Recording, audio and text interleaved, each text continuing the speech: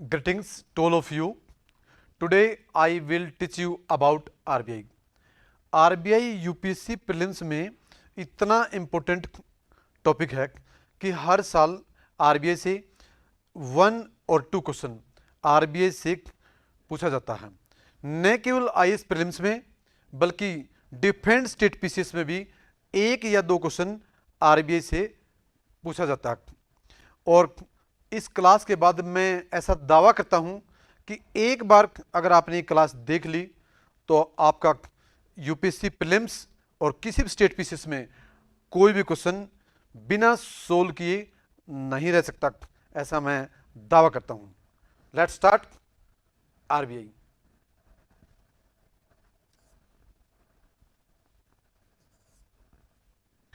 Why RBI was established, ये question हमारे मन में अराइज होता है कि ब्रिटिश गवर्नमेंट के दौरान आरबीआई का गठन क्यों हुआ। To operate the currency and credit system of the country, देश का जो करेंसी सिस्टम है और क्रेडिट सिस्टम है उसको कंट्रोल करने के लिए ब्रिटिश गवर्नमेंट ने हिल्टन यंग कमीशन की सिफारिश पर 1935 में आरबीआई का एस्टेब्लिशमेंट किया। जब 1935 में आरबीआई का गठन हुआ, at the time RBI was a private bank.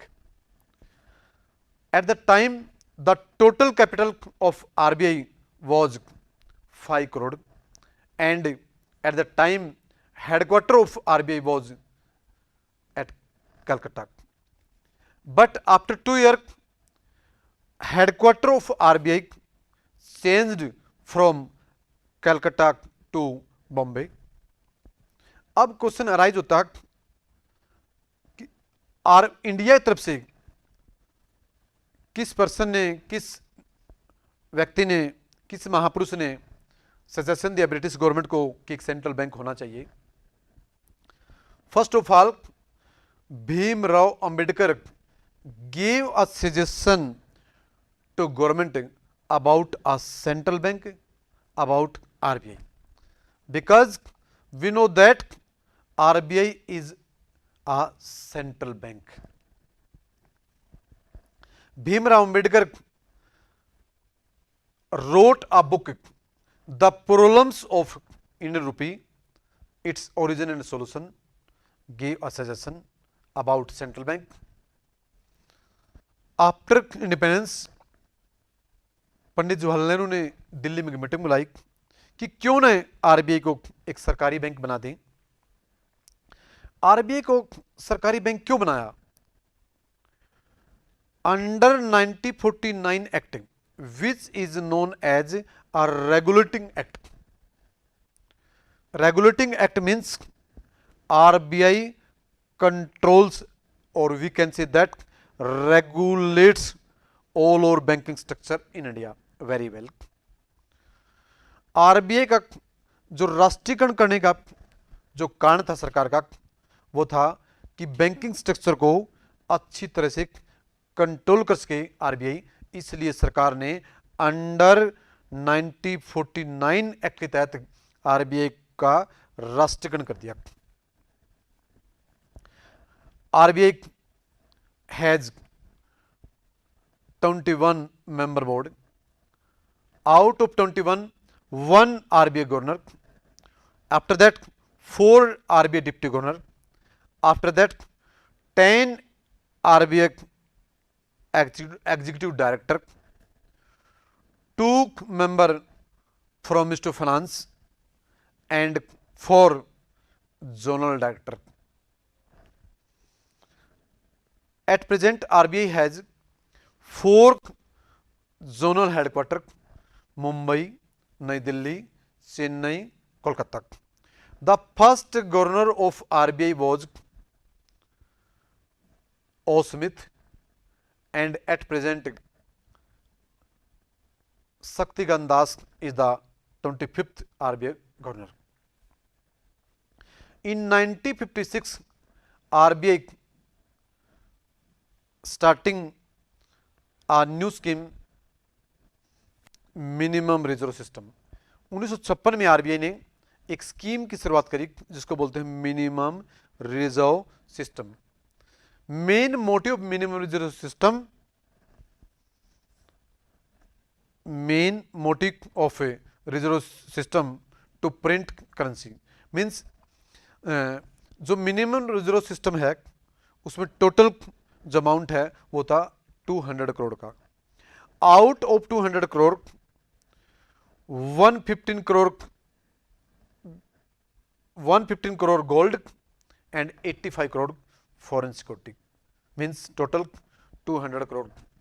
ये एक तरह की कंडीशन होती है जो आरबीआई ने 1956 में बनाई पहली बार. After that the logo of RBI is Bengal tiger and palm tree.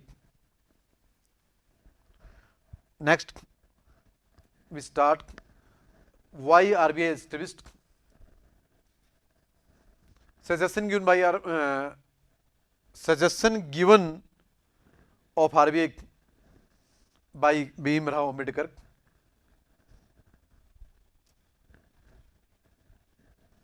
The problem of Indian rupee, its origin and solution. This is the book of Bhim Rao Ambedkar. इन 1926 में सरकार ने हिल्टन यंग कमीशन बनाया. इसकी सिफारिश पर RBI का establishment हुआ.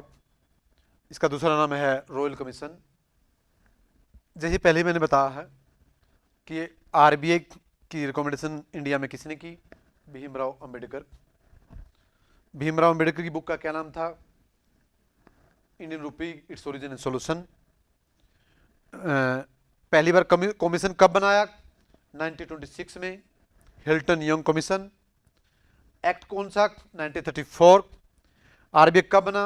1 अप्रैल 1935. जब आरबीआई बना हेडक्वार्टर कहां था? कलकत्ता. जब आरबीआई बना एट द टाइम क्या था? प्राइवेट बैंक था. टोटल कैपिटल कितनी थी आरबीआई की? 5 crore. Initially headquarter Calcutta, but after 2 years Calcutta to Bombay. 4 zonal office RBI, 20 regional office RBI and 11 sub-regional office RBI. It has 21 members in RBI board of director. जैसे पहले मैंने बताया है, governor, 4 deputy governor, 10 director, 4 zonal director, 2 representative from Ministry of Finance, total 21 member. मैंने पहले बताया first RBI governor was O Smith.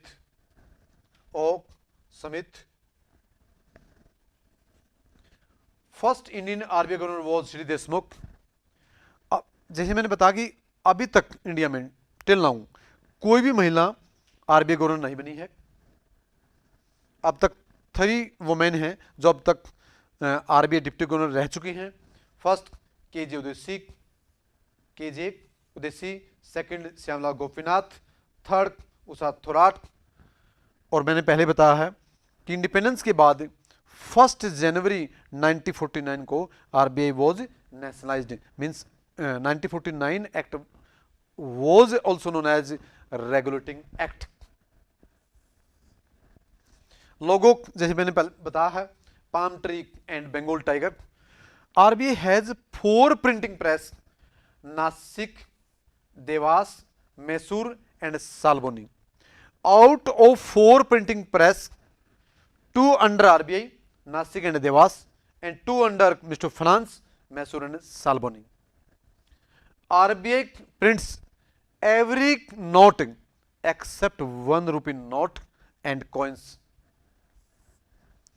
1 रुपये का जो नोट है उस पर सिग्नेचर होते हैं फाइनेंस सेक्रेटरी के, और बाकी 1 रुपये के छोड़कर 2 रुपये से लेकर 2000 तक are printed by RBI, are controlled by RBI.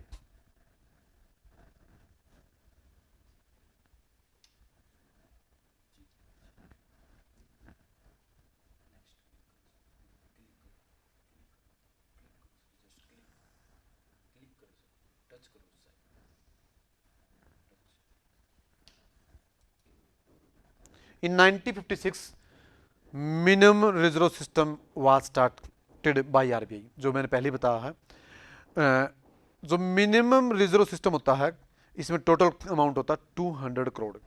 Out of 200 crore 115 crore gold and 85 crore foreign security. एक प्रकार की क्या है, ये नोट प्रिंट करने की कंडीशन होती है।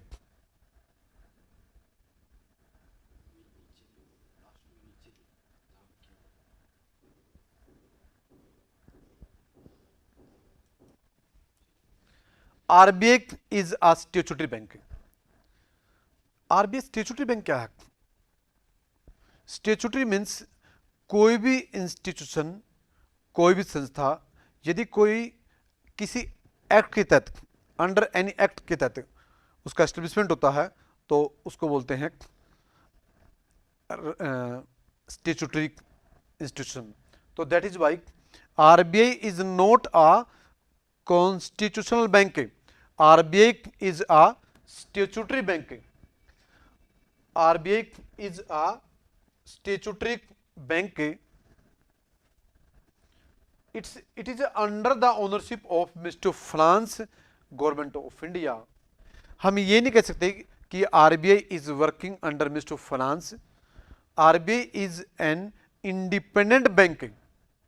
although RBI is a government bank, but RBI is not working under Mr. Finance। भारतीय रिजर्व बैंक नोट मुद्रण is a specialized division of RBI through which it prints and mints। एक ऐसा division है जिसके through RBI currency print करता है।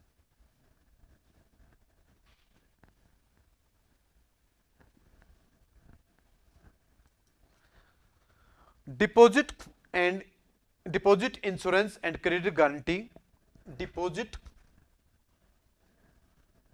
Insurance and credit guarantee corporation was established by RBI as one of its division for the purpose of providing insurance of deposits। एक ऐसी scheme है, यदि आप किसी बैंक में पैसा डिपॉजिट करते हैं तो आरबीआई आपके पैसे की गारंटी देता है कि यदि आपने पैसा को डिपॉजिट कर दिया तो बाद में आप अपना पैसा वापस ले सकते हो। And granting credit to all India. On 12 November 2021 को आरबीआई ने, पीएम मोदी ने इसका इनॉग्रेशन किया। मीन्स कोई व्यक्ति आरबीआई की जो सिक्योरिटी है, गवर्नमेंट सिक्योरिटी है, उसमें इन्वेस्टमेंट कर सकता है। Next, RBI integrated ombudsman scheme. Means यदि कोई बैंक का कर्मचारी यदि किसी कस्टमर के साथ मिसबिहेव करता तो we can do complaint before ombudsman. It is known as bank ombudsman. ये दो न्यू स्कीम थी जो 2021 में प्रधानमंत्री नरेंद्र मोदी ने लॉन्च की। एक तो क्या है, पहली स्कीम क्या है कि कोई व्यक्ति गवर्नमेंट सिक्योरिटी में, कोई भी गवर्नमेंट डायरेक्ट छोटी छोटी जो सेविंग्स है उसके थ्रू जीएसएस गवर्नमेंट सिक्योरिटी को परचेज कर सकता है। और दूसरा एक बैंक ओम्बड्समैन है कि यदि कोई बैंक का कर्मचारी मिसबिहेव करता है तो we can do complaint before RBI. RBI is a member of Asian clearing union. The headquarters of Asian Clearing Union at Tehran, which is the capital of Iran. It has 9 member countries: Bangladesh, Bhutan, India, Maldives, Nepal, Pakistan, Sri Lanka, Myanmar and Iran। Main motive of Asian Clearing Union to make the payment system easily। This is the main motive of a Asian Clearing Union। ये याद रखना, कई बार UPC पूछ लेती है। RBI is member of world bank, IMF, WTO. RBI is a member of IMF. RBI has 2 training college for its officers. Reserve bank staff college Chennai College of Agriculture Banking at Pune. Now important reports of RBI. Important reports of RBI. पहले ये financial stability report published by RBI, monetary policy report published by RBI, report on financial review, currency and finance report published by RBI.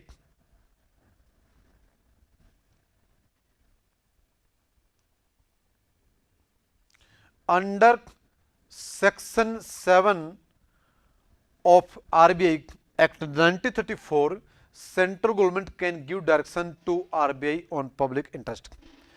Section 7 क्या कहता है RBI act 1934 कि government time to time can give suggestion to RBI for public interest.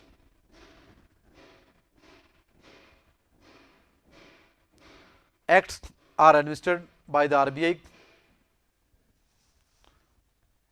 There are some important acts which are administered by RBI, like RBI Act 1934, second RBI Debt Act 1944, Government Securities Regulation Act 2007, Banking Regulation Act 1949, Foreign Exchange Management Act 99, Payment and Settlement Act 2007, Factoring Regulation Act 2011, Credit Information Companies Regulation Act 2005, Securitization and Reconstruction and Financial Assets and Enforcement of Security Interest Act 2002. ये आपको crime नहीं करना, बस आपको समझना है. Question इसे भी आ सकता है, लेकिन अभी तक यूपीएससी ने ज्यादा यहां से कुछ पूछा नहीं है.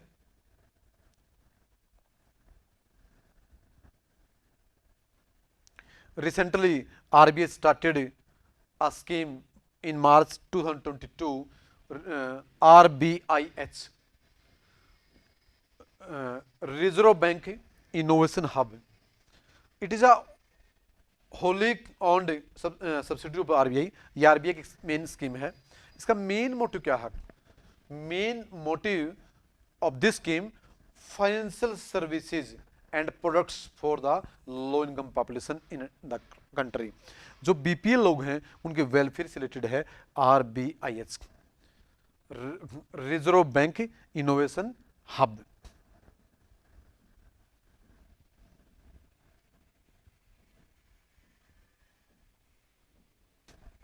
Functions of RBI. यहां से कई बार यूपीएससी क्वेश्चन पूछ लेती है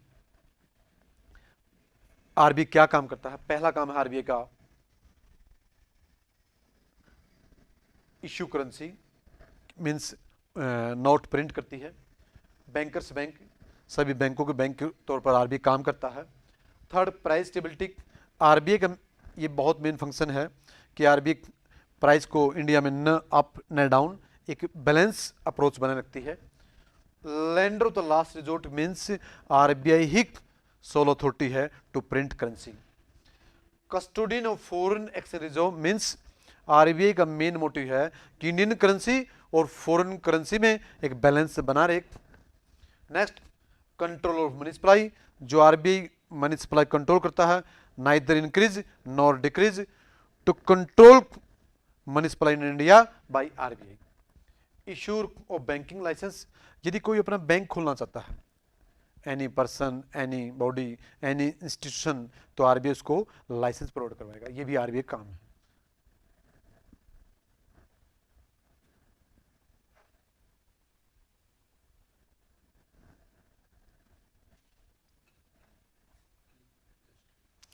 आरबीआई गवर्नर टेनोर.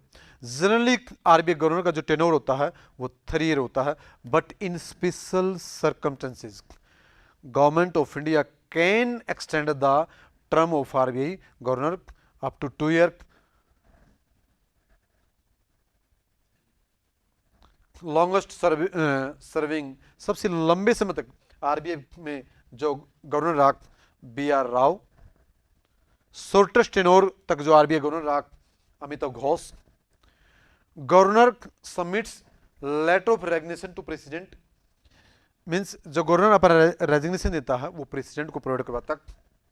और एट प्रेजेंट शक्तिकांत दास जो मैंने पहले बताया है 25th आरबीआई गवर्नर है। आउट ऑफ 25 आरबीआई गवर्नर 14 ऐसे गवर्नर बने जो इंडियन सिविल सर्विस से आए, 7 ऐसे जो इंडियन में इकोनॉमिस्ट रहे। एल के झा पहला ऐसा आरबीआई गवर्नर था जिसके टाइम 19 जुलाई 1969 को पहली बार इंडिया में 14 बैंक नेशनलाइज किए गए। और केआर पुरी ऐसा गवर्नर था आरबीआई का जो आरबीआई गवर्नर बनने से पहले एलआईसी का चेयरमैन था। The governor of the RBI draws his power from the RBI act 1934। कहता है जो आरबीआई गवर्नर अपनी पावर का यूज करता है, ये पावर उसको 1934 बैंकिंग एक्ट से मिली हुई है। RBI governor is appointed by under section 8 of 1934। जो आरबीआई गवर्नर का अपॉइंटमेंट होता है अंडर 1934 बैंकिंग एक्ट सेक्शन 8 के तहत होती है बाय सेंट्रल गवर्नमेंट। और अपॉइंटमेंट जो होती है एक सर्च कमेटी बनाई जाती है under the chairmanship of cabinet secretary. Aldous in RBI act में ऐसा कोई प्रावधान नहीं है, ऐसा कोई प्रोविजन नहीं है कि आरबीआई गवर्नर के लिए और डिप्टी गवर्नर के लिए कोई स्पेसिफिक क्वालिफिकेशन हो। Main tools of RBI, generally UPSC यहीं से क्वेश्चन पूछती है। Bank rate, whenever a bank takes loan from RBI for long term, it is known as bank rate. Repo rate, whenever a bank takes loan from RBI for short term, generally for 90 days, means 90 दिन के लिए bank RBI से loan लेते हैं, इसको बोलते हैं repo rate. But bank rate और रेपो रेट में एक डिफरेंस होता है। जब बैंक रेट के तहत आरबीआई से लोन लेगा तो उसको कोई कोलेटरल, कोई सिक्योरिटी देने की आरबीआई को जरूरत नहीं है। बट जब कोई बैंक रेपो रेट के तहत लोन लेगा तो बैंकों को आरबीआई को कुछ सिक्योरिटी देनी पड़ेगी, गवर्नमेंट सिक्योरिटी देनी पड़ेगी, कुछ कोलेटरल रखनी पड़ेगी, उसको बोलते हैं रेपो रेट। ये है डिफरेंस बैंक रेट और रेपो रेट। अब दो डिफरेंस है बैंक रेट और रेपो रेट में। एक तो बैंक रेट क्या होता है, दोनों में एक तो सिमिलरिटी ये है, बैंक रेट और रेपो रेट दोनों में बैंक आरबीआई से लोन लेते हैं, पहली बात। दूसरा डिफरेंस कि अगर मैं बात करूं बैंक रेट के थ्रू जब कोई बैंक लोन लेगा आरबीआई से तो उसको कोई कोलेटरल रखनी नहीं पड़ेगी आरबीआई पास से। परंतु जब रेपो रेट के थ्रू लोन लेगा कोई बैंक आरबीआई से तो उसको मस्ट है कि कुछ कोलेटरल, कुछ गवर्नमेंट सिक्योरिटी देनी पड़ेगी आरबीआई को। Third, reserve repo rate. Reserve repo rate क्या होता है, जब बैंकों के पास ज्यादा पैसा हो जाता है, एक्सेस क्वांटिटी में पैसा हो जाता है, तो बैंक आरबीआई के पास पैसा डिपॉजिट कर देते हैं और आरबीआई रिवर्स रेपो रेट के तहत बैंकों को इंटरेस्ट प्रोवाइड करवाता है। Fourth, CRR, cash reserve ratio. Cash reserve ratio क्या होता है, हर बैंक एक some amount of money RBI के पास रखता है और आरबीआई इस पर कोई इंटरेस्ट नहीं देता बैंक को। It is known as CRR. Next, SLR.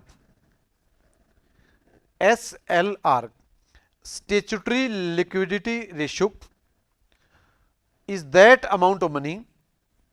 ये वो पैसा है कि हर बैंक अपने पास रखता है एसएलआर में। बट एक डिफरेंस है सीआरआर और एसएलआर। सीआरआर में हर बैंक कुछ पैसा आरबीआई पास जमा रखता है और एसएलआर के तहत हर बैंक कुछ पैसा SLR के तहत हर बैंक जो पैसा है वो अपने पास रखता है।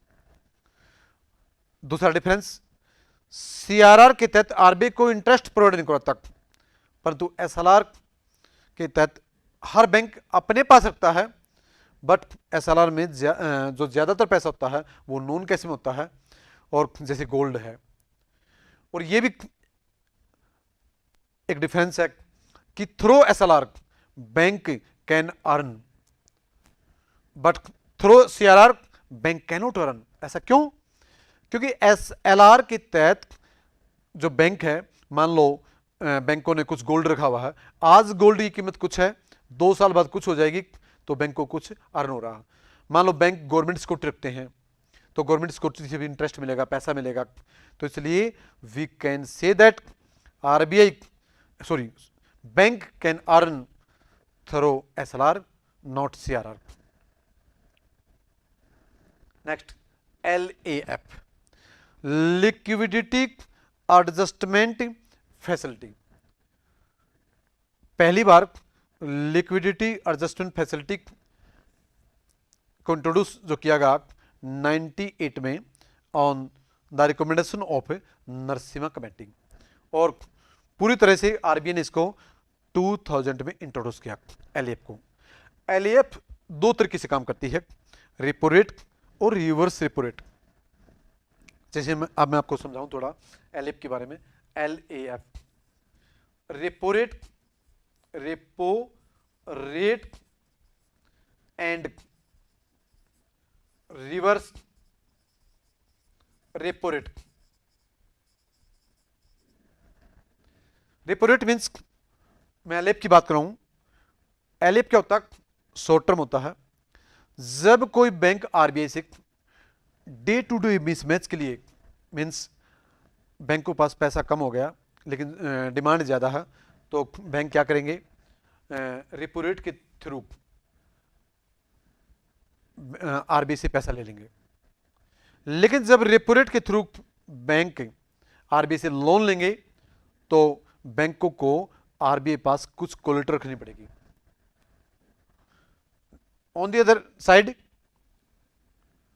कुछ समय बाद जब बैंकों के पास ज्यादा पैसा हो जाएगा, तो बैंक क्या करेंगे? आरबीआई को से जो लोन लिया था रेपो रेट के थ्रू, वो वापस जमा करवा देंगे और अपनी जो कोलेटरल थी रेपो रेट की तहत दी थी वो ले लेंगे। इसको बोलते हैं reverse repo rate. Means repo rate में बैंक आरबीआई से लोन लेगा और रिवर्स रेपो रेट में बैंक क्या करेगा? वापस आरबीआई पास जमा करवा देगा। It is known as LAF, liquidity adjustment facility. Means repo rate और प्लस रिवर्स रेपो रेट दोनों का पार्ट है। MSF, मार्जिनल स्टैंडिंग फैसिलिटी में भी क्या होता है कि जो बैंक है आरबीआई से लोन लेते हैं, बट क्या होता है MSF, जब कोई बैंक आरबीआई से ओवरनाइट के लोन लेते हैं, रातों रात के लोन लेते हैं, उसको बोलते हैं MSF, marginal standing facility. Monetary policy committee क्यों बनाई? उर्जित पटेल कमेटी की सिफारिश पर 2016 में MPC का गठन किया गया, और MPC का जो मेन मोटिव है वो क्या है? क्यों MPC क्रिएट की गई? MPC has 6 member, 3 member from RBI और 3 member from government. The chairman of MPC will be RBI governor. अब मेन मोटिव क्या है MPC का? MPC का मेन मोटिव है कि इन्फ्लेशन को एक लिमिट में रखना, इन्फ्लेशन को मेंटेन रखना। मीन्स नॉट लेस देन 2% और नॉट मोर देन 6%। मीन्स 6 से ज्यादा इन्फ्लेशन नहीं होनी चाहिए और 2% से कम नहीं होनी चाहिए। 6% से ज्यादा नहीं होनी चाहिए और 2% से कम नहीं होनी चाहिए। ये टारगेट है मॉनेटरी पॉलिसी कमेटी का। Monetary policy committee is working under 1934 banking act section 45 ZB। और जो MPC है, मॉनेटरी पॉलिसी कमेटी है, अब इसका टारगेट है 2021 से 2026 तक की इन्फ्लेशन को 4% पर बनाए रखना। It is known as monetary policy committee. और यह भी याद रखना, मॉनेटरी पॉलिसी कमेटी में यदि मीटिंग होती है इसकी, जनरली एटलीस्ट साल में 4 बार होनी चाहिए। At least during a 1 year must be 4 times the meeting of MPC, monetary policy committee. Clear? और यह भी रूल है कि मॉनेटरी पॉलिसी कमेटी में मिनिमम मीटिंग में कम से कम 4 मेंबर होने चाहिए। और RBI governor can use tie, यदि बराबर बराबर मेंबर हो जाते हैं तो आरबीआई गवर्नर को अथॉरिटी है कि वो टाई कर सकता है monetary policy committee. Although the recommendation of MPC are advisory for RBI.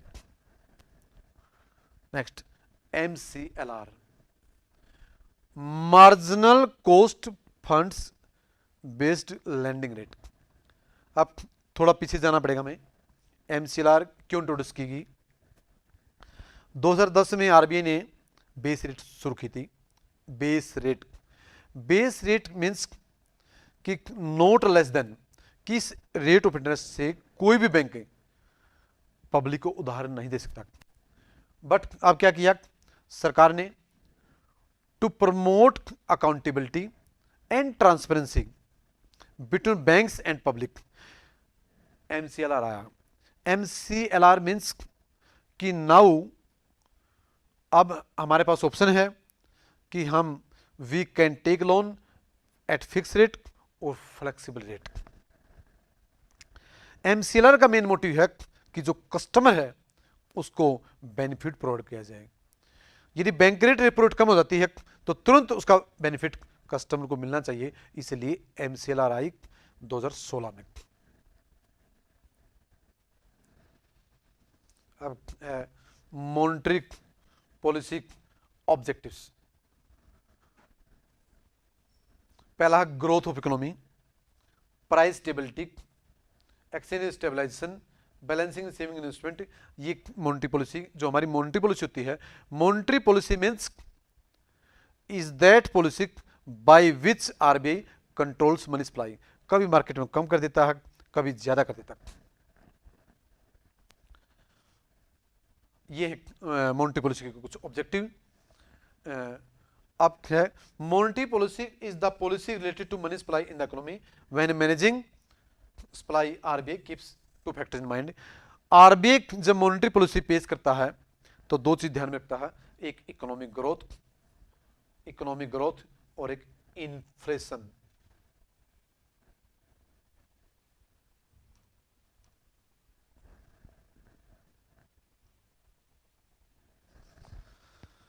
अब इकोनॉमिक ग्रोथ और इन्फ्लेशन में क्या डिफरेंस है। जब इकोनॉमिक ग्रोथ को प्रमोट करना आरबीआई ने, तो क्या करेगा RBI, bank rate repo rate को घटा देगा।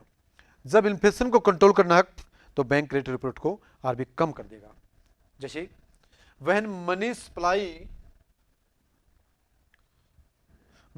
सप्लाई इंक्रीजेज, जब मनी सप्लाई बढ़ जाती है तब इन्फ्लेशन रेट बढ़ जाएगा और इकोनॉमिक ग्रोथ बढ़ जाएगा।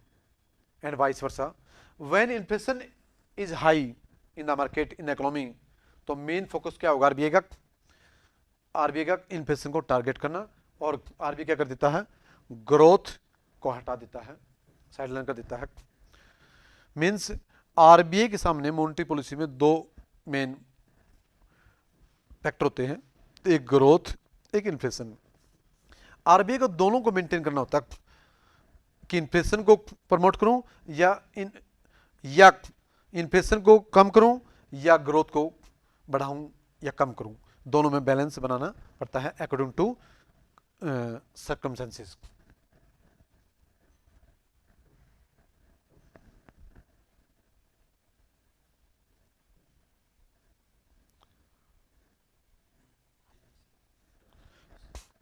अब है next various monetary policy stance.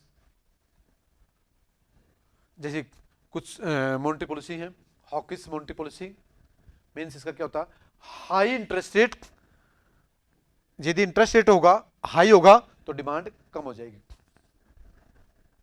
Second, dovish monetary policy means low interest rate high demand. Hawkish में क्या होता है, high interest rate low demand. Dovish में low interest rate high demand. Third होता है neutral monetary policy means interest rate increase, may be decrease, may be stable. Calibrated tightening means interest rate may be increased और unchanged. Calibrated means interest rate high भी हो सकता है और unchange भी हो सकता है, but not decrease interest rate, परंतु कभी भी इंटरेस्ट रेट कम नहीं होता। अब नेक्स्ट है RBI controls money supply by two methods. यहां से भी यूपीएससी हर साल क्वेश्चन पूछती है कि how RBI controls money supply. There are two methods by which RBI controls money supply. One method is quantitative, one method is quantitative and other method is qualitative. पहले हम पढ़ेंगे क्वांटिटेटिव मेथड। पहला change in bank rate, change in repo rate, change in CRR और change in SLR. पहले ही देखो, बिल्कुल मोटी बात, यदि बैंक इन सभी को बढ़ा देता है तो इट मीन्स दैट लोन महंगे हो जाते हैं। बैंक आरबीआई से कम लोन लेंगे, पब्लिक कम लोन लेगी, पब्लिक जब कम लोन लेगी तो इन्फ्लेशन रेट कम हो जाएगा, महंगाई कम हो जाएगी, वाइस वर्सा। यदि बैंक इन सभी को बढ़ा देता है या घटा देता है, मान लो घटा देता है तो घटा दिया तो लोन सस्ते हो जाएंगे, बैंक आरबीआई से ज्यादा लोन लेंगे। बैंकों को अगर सस्ता लोन मिलेगा आरबीआई से तो पब्लिक को बैंकों से सस्ता मिलेगा, तो मनी सप्लाई बढ़ जाएगी, मनी सप्लाई बढ़ेगी तो इन्फ्लेशन बढ़ जाएगी, महंगाई बढ़ जाएगी। Open market operation is that operation by which RBI sale and purchase of government security. जब आरबीआई गवर्नमेंट सिक्योरिटी की परचेज करेगा, मींस आरबीआई कुछ किसी चीज की क्या कर रहा है, खरीदारी कर रहा है, तो जब खरीदारी करेगा तो आरबीआई ने कुछ पैसा देना पड़ेगा, तो पैसा आरबीआई से बैंकों की तरफ जाएगा, तो मनी सप्लाई मार्केट में बढ़ जाएगी। सेकंड, जब आरबीआई जीएसएस की सेल कर रहा, मींस आरबीआई खरीद रहा, जब आरबीआई किसी चीज की सेल कर रहा, मान लो आप कोई चीज की सेल करते हो तो आपको कुछ पैसा मिलेगा, तो बैंकों से जब आरबीआई जीएसएस की सेल करेगा तो पैसा बैंकों से आरबीआई तरफ आ रहा, और बैंक जो बैंक हैं उनके पास मनी सप्लाई कम हो जाएगी, क्योंकि पैसे का जो फ्लो है बैंकों से आरबीआई तरफ होगा। It is known as open market operation. Open market operation means sale and purchase of GSS. Now qualitative method, first direct action. Whenever a bank is not following the rules and regulation of RBI, then RBI can take direct action against him. Means RBI उस bank का licence भी रद्द कर सकता है। जैसे कोई bank SC ST को लोन प्रोवाइड नहीं करवा रहा, वुमेन्स को लोन प्रोवाइड नहीं करवा रहा, या फार्मर्स को लोन प्रोवाइड नहीं करवा रहा, बार बार आरबीआई के रूल्स रेगुलेशन को फॉलो नहीं कर रहा, तो RBI can take direct action against that bank. Next, moral suasion. Whenever a bank is not following the rules and regulation of RBI, then RBI morality use करता है और उस बैंक को बहुत मोरलिटी से समझाएगा कि आप फार्मर्स को लोन दो, आप एक्सपोर्टर को लोन दो। बस फर्क क्या है डायरेक्ट एक्शन और मोरल सुएशन में? डायरेक्ट एक्शन में उसका डायरेक्ट बहुत स्ट्रिक्ट एक्शन लेता है या मोरलिटी यूज करता है, बस ये डिफरेंस है। नेक्स्ट है change in marginal requirements means, change in marginal requirements means एक रेशियो है कोलेटरल की और लोन की। जब कोई व्यक्ति किसी बैंक से लोन लेता है तो उसको कुछ कोलेटरल रखनी पड़ेगी। तो बैंक कई बार कोलेटरल ज्यादा मांगता है, कई बार कम मांगता है। तो ये क्या है, एक लोन की रेशियो और एक कोलेटरल की रेशियो है, इसको बोलते हैं change in marginal requirements. Next, rationing of credit. Rationing of credit means RBI एक राशन एक निश्चित कर देता है हर बैंक का कि आपको इतना पैसा मिलेगा, इससे ज्यादा आपको पैसा नहीं मिलेगा। एक राशन लिमिट करना, एक लिमिट तय करना किसी बैंक की, it is known as rationing of credit.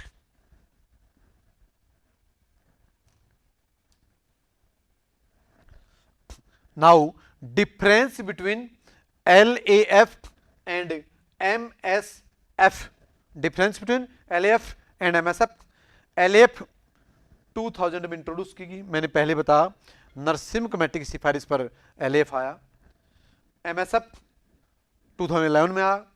Liquidity adjustment facility, marginal standing facility. Second difference, LAF के थ्रू कोई भी बैंक आरबीआई से लोन लेगा तो शॉर्ट टर्म के लिए, और MSF के थ्रू लॉन्ग टर्म के लिए। MSF के through long term. Third difference, LAF के थ्रू जब कोई बैंक लोन लेगा आरबीआई से तो मिनिमम अमाउंट 5 करोड़ होता है, और जब MSF के थ्रू कोई बैंक लोन लेगा तो मिनिमम अमाउंट 1 करोड़ होता है। Fourth difference, in LAF all clients of RBI means सभी तरह के जो बैंक हैं, चाहे वो रीजनल रूरल बैंक है, चाहे वो कोऑपरेटिव बैंक है, चाहे वो कॉमर्शियल बैंक है, तो all clients of RBI are eligible to take loan from RBI. But in MSF only scheduled commercial bank can take loan from MSF, through MSF from RBI. Means scheduled commercial bank means are those banks which are registered under Banking Act 1934 in RBI second schedule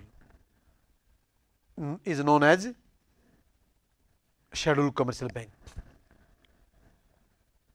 Next difference, in LAF bank cannot sell government security to RBI. जब कोई bank RBI से loan लेगा LAF के through तो जो जीसेस होती है government security, इसको बेच नहीं सकता, परंतु MSF में bank can sell their government security. MSF में जो गवर्नमेंट सिक्योरिटी होती है उसको बेच सकता। अब क्वेश्चन ये होता अराइज कि गवर्नमेंट सिक्योरिटी क्या है। गवर्नमेंट सिक्योरिटी एक पत्र है, एक लेटर है, जिस पर जो इश्यू की जाती है बाय सेंट्रल और स्टेट गवर्नमेंट के द्वारा। एक प्रकार की कोलेटरल है, एक प्रकार की सिक्योरिटी है जिसकी वैलिडिटी होती है। Next difference, bank can borrow any amount of money. यदि कोई बैंक LAF के थ्रू आरबीआई से लोन लेगा तो कितना ही अमाउंट ले सकता है।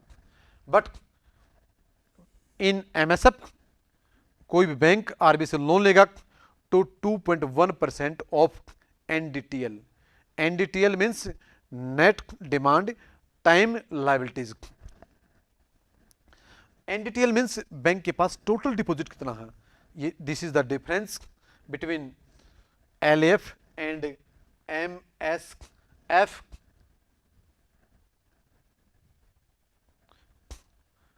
अब कुछ मेन कुछ टर्मिनोलॉजी हैं। पहला first, operation twist is RBI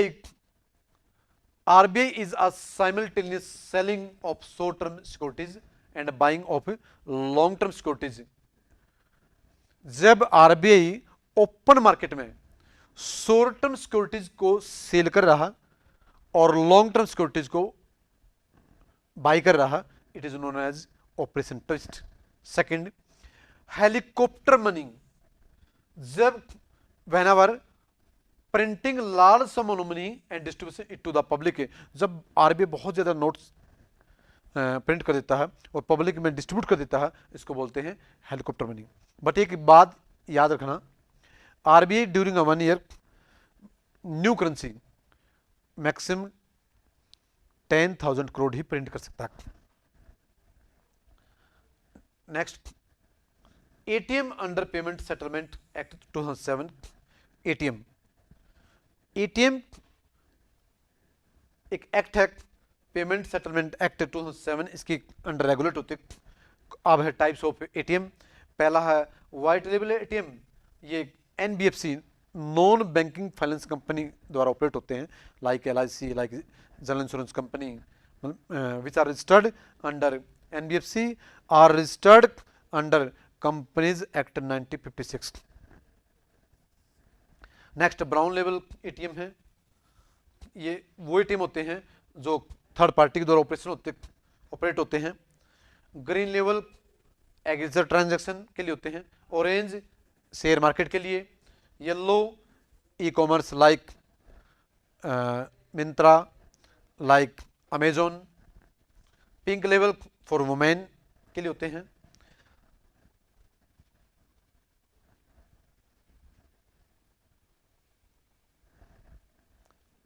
आप देखो, बैंकिंग एक्ट 1934 सेक्शन 22 क्या कहता है कि RBI is the sole authority to print currency in India. 1934 act के तहत एक सेक्शन 22 होता है कि आरबीआई के पास ही पूरी पावर है प्रिंट करने की।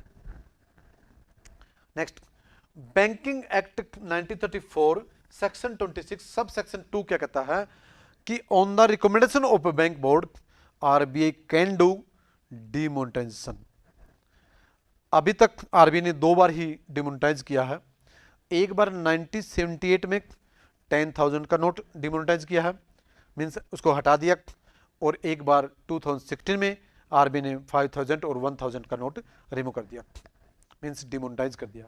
अब तक 2 ही बार डिमोनेटाइज हुआ है, एक बार 1978 में 10,000 का नोट, और एक बार 2016 में रिसेंटली भी 500 और 1,000। Next, banking act 1934 section 26 sub section 1 कहता है कि कोई भी अगर आरबीआई ने प्रिंट कर दिया पैसा तो वो लीगल टेंडर है, वो रियल है, क्योंकि आरबीआई उसकी गारंटी देता है। क्योंकि आरबीआई कोई भी पैसा अगर प्रिंट करता है तो उसके लिए आरबीआई ने मिनिमम रिजर्व सिस्टम रखा हुआ है, जो मैंने पहले बताया है 200 करोड़ का। ये था आरबीआई का बहुत इंपॉर्टेंट चैप्टर। हर साल मैंने पहले ही बताया कि 1 या 2 क्वेश्चन आरबीआई से आता है। मुझे आशा शायद आप सबको ये समझ में आया होगा, लेकिन मुझे कमेंट करके बताना कि अगर आपका कोई भी क्वेश्चन जो आरबीआई से पूछा गया है किसी पीसीएस में और यूपीएससी प्रीलिम्स में, अगर क्वेश्चन गलत होता तो मुझे चाहे आप पॉजिटिव कमेंट चाहे आप नेगेटिव कमेंट करके बताना। थैंक्स।